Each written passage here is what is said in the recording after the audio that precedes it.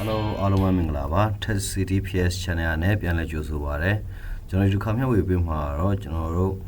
Sao upon low niveau, no, Sao upon Aleguson low new original here with Pido, my Pipare. A solution, no, General, Sao upon low for a dredge, Macroshoa go the Chapanaiba.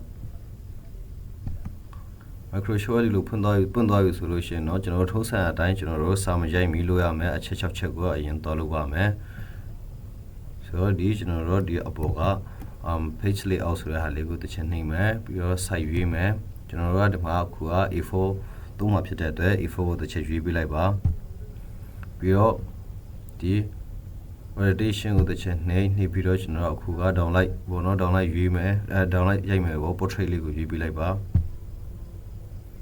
ပြီးတော့ကကျွန်တော်ဒီ margin ကိုပြင်မယ်ပေါ့နော် margin ကိုပြင်ဖို့အတွက်တစ်ချက်နှိပ်ပေးလိုက်ပါ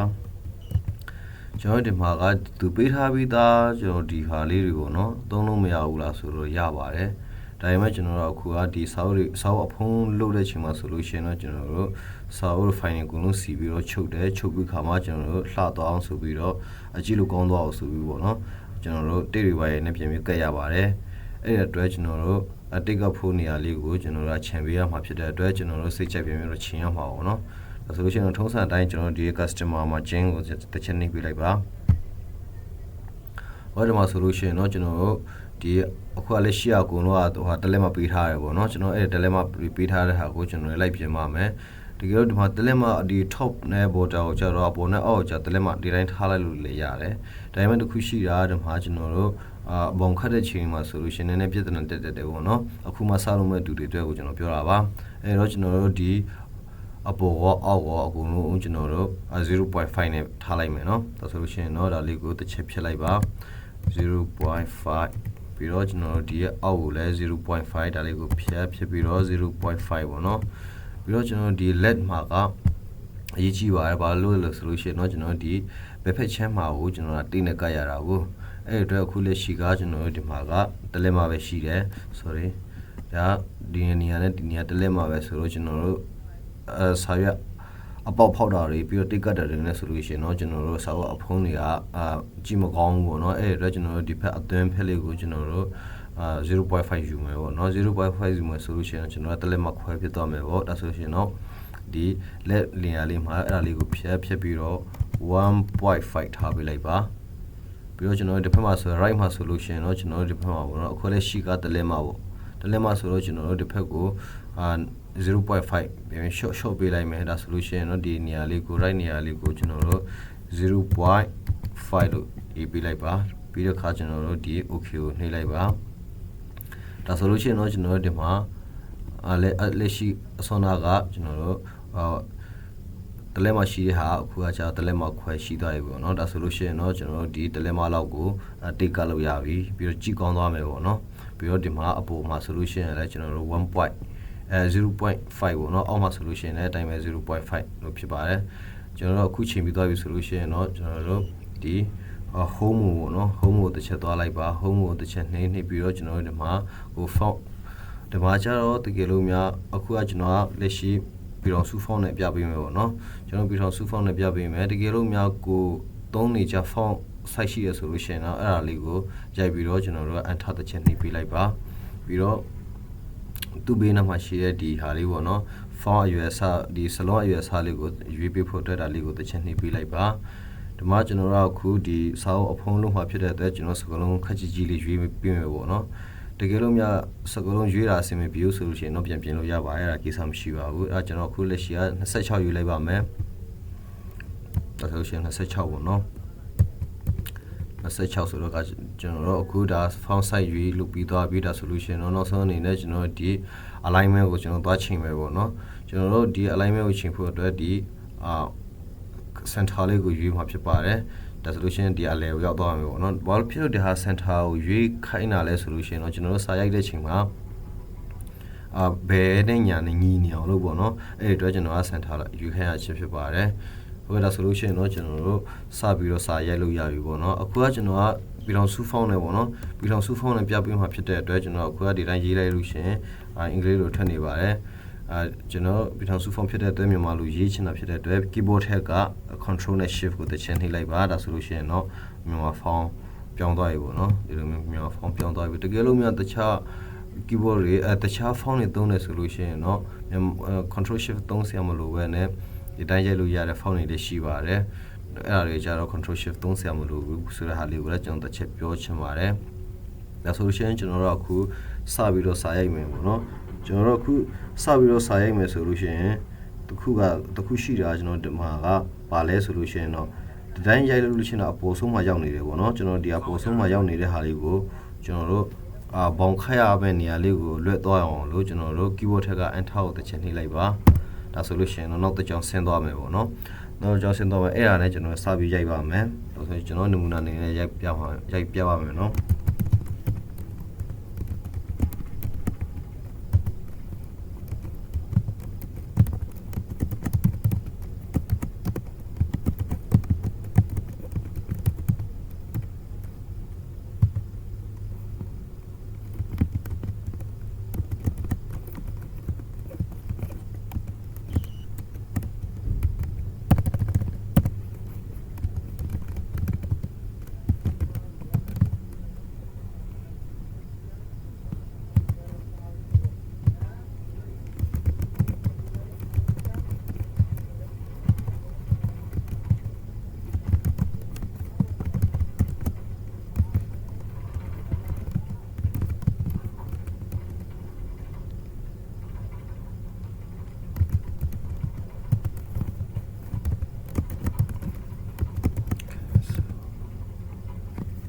ဆိုလို့ရှိရင်ကျွန်တော်စာရိုက်လို့ပြီးသွားပြီပေါ့နော်ဒါဆိုလို့ရှိရင်ကျွန်တော်တို့ဒီမျက်နှာပြင်ဒီစာမျက်နှာကြီးကိုကျွန်တော်တို့တစ်ခုလို့စာမျက်နှာတစ်ခုလို့ကိုတီးတတာမြင်ရအောင်ပေါ့နော်ကျွန်တော်စာပြန်စီမှာဖြစ်တဲ့အတွက်ကျွန်တော်ဒီဟာလေးကိုဒီမျက်နှာပြင်လေးကိုကျွန်တော်တို့ချုပ်မယ်ပေါ့နော်ချုပ်ဖို့အတွက်ဒီကျွန်တော်တို့ဒီအောက်နာလေးကဒီဟာလေးပေါ့နော်ဒီဟာလေးဒီ minus လေးကိုတစ်ချက်နှိပ်ပေးလိုက်ပါအားလေးကိုတစ်ချက်နှိပ်ပေးလိုက်ပါဒီကျွန်တော်တို့ဒီမျက်နှာပြင်လေးကိုထင်းထင်းရှားလေးမြင်ရတဲ့အထိပေါ့နော်ဒီလိုလေးဒီလိုအချင်းရောက်တဲ့အထိကိုကျွန်တော်တို့ဒီ အောက်က minus လေးနဲ့ကျုံပေးလိုက်ပေါ့နော်ဒါဆိုလို့ရှိရင်เนาะကျွန်တော်တို့ဒီမှာစာကအပေါ်ရောက်နေတဲ့ဒီအောက်နားလေးမှာကျွန်တော်တော်တော်လေးလွတ်နေသေးတယ်ပေါ့နော်အဲ့ဒီအတွက်ကျွန်တော်တို့စာနည်းနည်းဒီစာတွေကိုအကုန်လုံးကို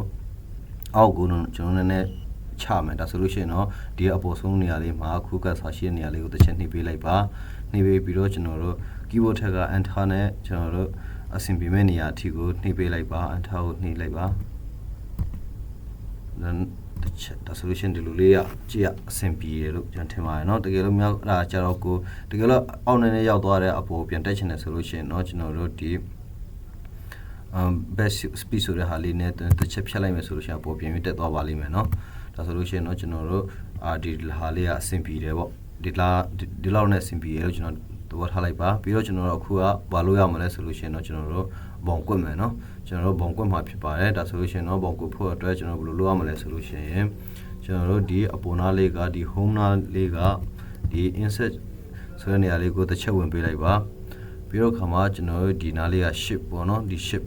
ကိုတစ်ချက်နှိပ်ပေးလိုက်ပါ shift ကိုတစ်ချက်နှိပ်ပြီးတာလည်းကျွန်တော်တို့ဒီဟာလေးကိုเนาะကျွန်တော်ဒီမှာကိုကြိုက်တဲ့ဟာလေးကိုရွေးပေးလို့ရပါတယ်ကျွန်တော်ဒီဟာလေးကိုသုံးမှာဖြစ်ပါတယ်ဒါဆိုရတာလေးကိုတစ်ချက်နှိပ်ပေးလိုက်ပါ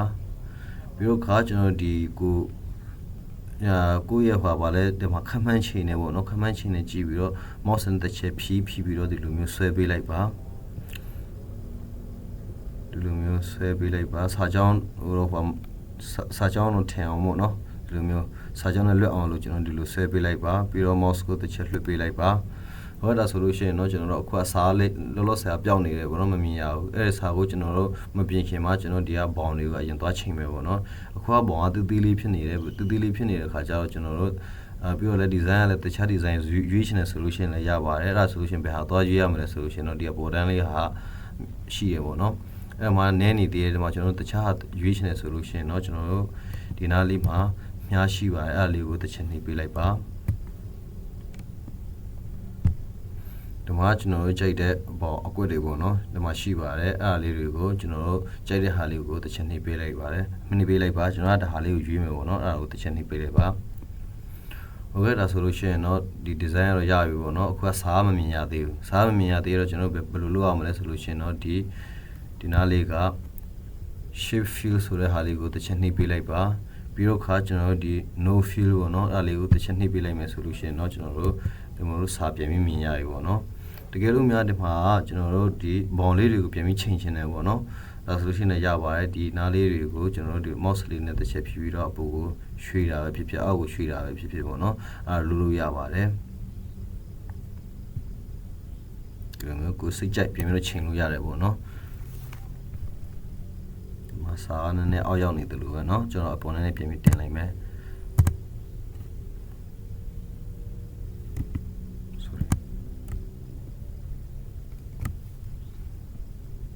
ကျွန်တော်အဲ့လိုမျိုး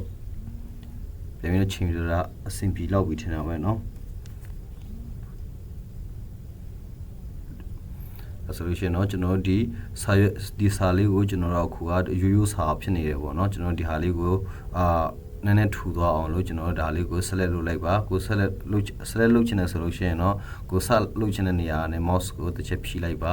ဖြီးပြီးတော့ကျွန်တော်ဒီလို select လေးကိုကြားတဲ့နေရာဒီကို select လုပ်လိုက်ပေါ့เนาะပြီးတော့ခါကျွန်တော်တို့ဒီလို select လုပ်လိုက်ပြီဆိုလို့ရှိရင် mouse တစ်ချက်လွှတ်ပေးပါပြီးတော့ဒီနားလေးက B ပေါ့เนาะ B နေရာလေးကိုတစ်ချက်သွားနှိပ်ပေးလိုက်မယ်ဆိုလို့ရှိရင်เนาะကျွန်တော်တို့ဒီစာကနည်းနည်းထူသွားမယ်ပေါ့เนาะဒီလိုလေအခုအစောနာစာတိတ်မထူတော့ခွာကြောက်ထူသွားပြီပေါ့เนาะအဲ့အတိုင်းမှာပဲကျွန်တော်တို့ဒီဟာတစ်ခုချင်းစီကိုကြိုက်တယ်လို့ပြင်ပြီးတော့ပြင်လို့ရပါတယ်ကိုပြင်မဲ့ဟာလေးတွေကိုကျွန်တော်ပထမဆုံးအနေနဲ့ select လုပ်ဖို့လိုရတယ်ပေါ့เนาะဒီလိုလေးအယောင်တင်ရှင်နေဆိုလို့ရှိရင်လည်းဒီလိုတိုင်းမှာပဲ color ပေါ့เนาะဒီလိုလေးတစ်ချက် select လုပ်လိုက်ပြီးတော့ဒီနားလေးကအယောင်တင်ရှင်နေဆိုလို့ရှိရင်ဒီဟာ A ဘေးနားလေးကမြားလေးကိုတစ်ချက်နှိမ့်ပြီးတော့ဒီမှာကိုကြိုက်တဲ့အယောင်ကိုရွေးပြီးတော့လဲကိုကြိုက်တဲ့အယောင်ကိုဒီလိုမျိုးတင်လို့အယောင်တင်လို့ရတယ်ပေါ့နော်ဟောဒီတိုင်းမှာပဲကျွန်တော်တို့စကလုံး site နဲ့ကြီးရှင်နေဆိုလို့ရှိရင်လည်းအဲ့တိုင်းကိုကြီးရှင်တဲ့နေရာလေးကို select အရင်လုပ်ပြီးတော့ကျွန်တော်တို့ဒီတစ်ဖက်ကစကလုံး site ကိုကျွန်တော်တို့ကိုကြိုက်တဲ့ဟာကိုတွားရေးပြီးတော့ပြင်လို့ရပါတယ်ဟုတ်ကဲ့ပါဒီဟာလေးကတော့ကျွန်တော်တို့စာအုပ်အဖုံးကိုအလွယ်ကူဆုံးလုပ်တဲ့နည်းပဲဖြစ်ပါတယ်ဟောဒီဗီဒီယိုလေးကိုကြည့်ပြီးတော့အားလုံးအဆင်ပြေကြလိမ့်မယ်လို့မျှော်လင့်ပါတယ်တကယ်လို့များ